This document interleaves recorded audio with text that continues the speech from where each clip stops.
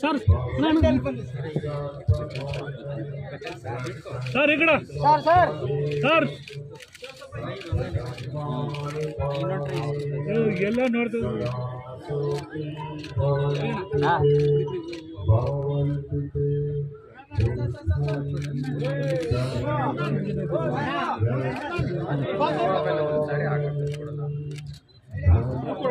ಹೂ ಕೊಡ ಹೂ ಕೊಡಿ ಸರ್.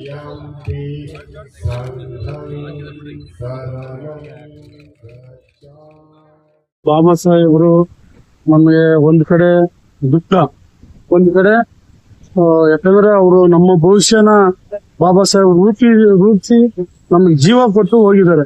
ಆದ್ರೆ ಬಾಬಾ ಸಾಹೇಬ್ರನ್ನ ಪ್ರತಿಯೊಂದು ದಿನ ಅಲ್ಲ, ನಾವು ಗೊತ್ತಿರೋವರೆಗೂ ಮುಂದೇನು ಅಷ್ಟೇ ಬಾಬಾ ಸಾಹೇಬ್ರನ್ನ ನಾವು ಅವ್ರ ಪಾದಗಳಕ್ಕ ಪೂಜೆ ಮಾಡಿ ಅವರು ಆಶಯಗಳು ಅವರು ಕನಸು ಏನಿತ್ತು ಅದನ್ನ ದಾರಿಯಲ್ಲಿ ಹೋಗ್ಬೇಕು ಅಂತೇಳಿ ನಾವು ಇಷ್ಟಪಡ್ತೀವಿ.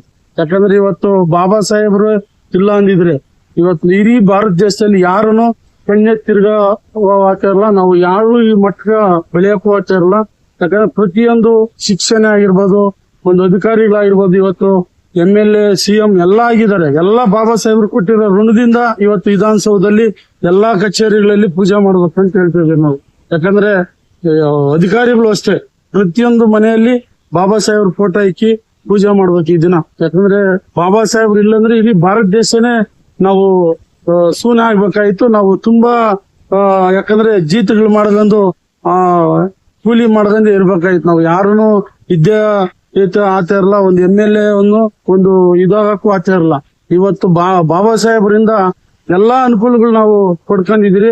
ಅದರಿಂದ ನಾವು ಬಾಬಾ ಸಾಹೇಬ್ರ ದಾರಿಯಲ್ಲಿ ನಡೀತಾ ಏನಿವತ್ತು ನಾವು ಎಲ್ಲ ಬೆಳಗ್ಗೆ ನಮ್ಮ ಮನೆಯಲ್ಲಿ ಬಾಬಾ ಸಾಹೇಬ್ರ ನೈಟ್ 12 ಗಂಟೆಗೆ ಪೂಜೆ ಮಾಡೋದಂದು ಇವತ್ತು ವಿಧಾನಸೌಧ ಬಂದಿದ್ದೀರಿ. ಇಲ್ಲಿ ಮುಗಿಸ್ಕೊಂಡು ಇನ್ನ ಕೆಲವು ಕಡೆ ಪೂಜೆಗಳು ಇಟ್ಕೊಂಡಿದ್ದೀರಿ. ನಾವು ಅದನ್ನ ಮಾಡ್ತಾ ಏನಿವತ್ತು ನಾವು ಇವತ್ತು ಬಂದು ಬಾಬಾ ಸಾಹೇಬ್ರು ಒಂದು ಖುಷಿ, ಒಂದ್ ಕಡೆ ನೋವು. ಯಾಕಂದ್ರೆ ನಾವು ಅವರ ನಳ್ಳಲ್ಲಿ ಬದುಕ್ತಾ ಇದೀವಿ ನಾವು. ಅದರಿಂದ ಇಡೀ ಭಾರತ ದೇಶಕ್ಕೆ ಅವರು ಹೊರಗೆ ಅವರ ಆಶೀರ್ವಾದ ಎಲ್ಲಾರ್ಗು ಇರ್ಲಿ ಅಂತ ಹೇಳ್ತಾ ನಾನು ಮಾತಾಡಕ್ ಅವಕಾಶ ಮಾಡ್ತಿದ್ರು. ಎಲ್ಲಾರ್ಗು ಈ ಭಾರತ ದೇಶಕ್ಕೆ ಎಲ್ಲಾರ್ಗು ಜೈ ಹಿಂದ್ ಹೇಳ್ತಾ ಡಾಕ್ಟರ್ BL ಬೆಂಗಳೂರು ದಲಿತ ಸಂಘ ಭೀಮಾ ಮಾರ್ಗ ಅಂತ ಹೇಳ್ತಾ